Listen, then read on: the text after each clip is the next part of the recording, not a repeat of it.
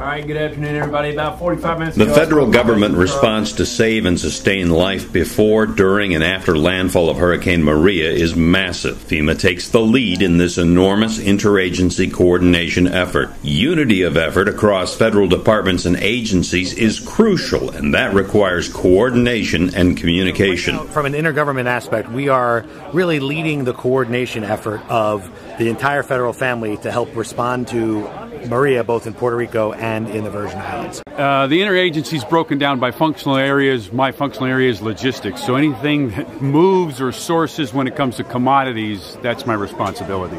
Absolutely. And this is the key to what we do. We as FEMA are a very small part, and our job is to coordinate the efforts of the federal government. We don't do it ourselves. We do it with the efforts of all of our partners, and it's one big team in the NRCC here. Our planning priority today for Hurricane Maria is to develop a resource phasing plan, basically the time phase of deployment of the return of resources, teams, and assets.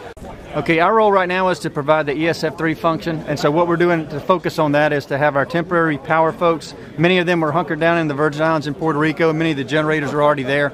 So we're going to get out and make assessments and then finalize the missions that we started before and see what else is new. We're leading the Emergency Support Function 6, which is mass care, emergency assistance, and the ability in housing. So basically trying to put together the package for what types of support both Puerto Rico and the Virgin Islands are going to need.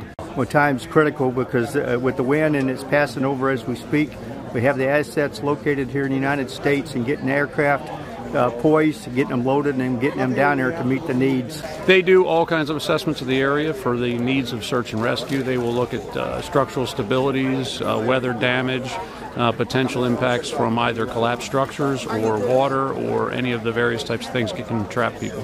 So I'm helping enable the resource support section to synchronize and enable all those capabilities and things and people and teams that need to go in to do the immediate response, to save lives, to sustain lives, to take those first steps during response to get us down the road that will eventually lead to recovery.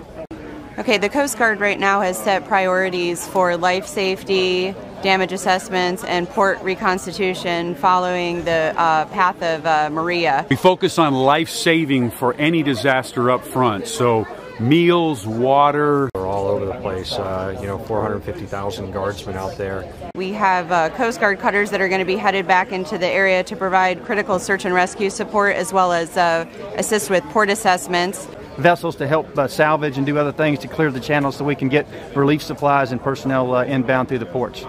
Our mission right now is working together with the federal interagency and our voluntary partners to feed, shelter, and comfort the people of the U.S. Virgin Islands and Puerto Rico through this incredibly bad storm. FEMA supports state, local, territory, and Commonwealth recovery goals. But when the size of the disaster exceeds the local, state, or territory's capacity to respond, FEMA and a long list of federal partners speak with one voice and are positioned to support.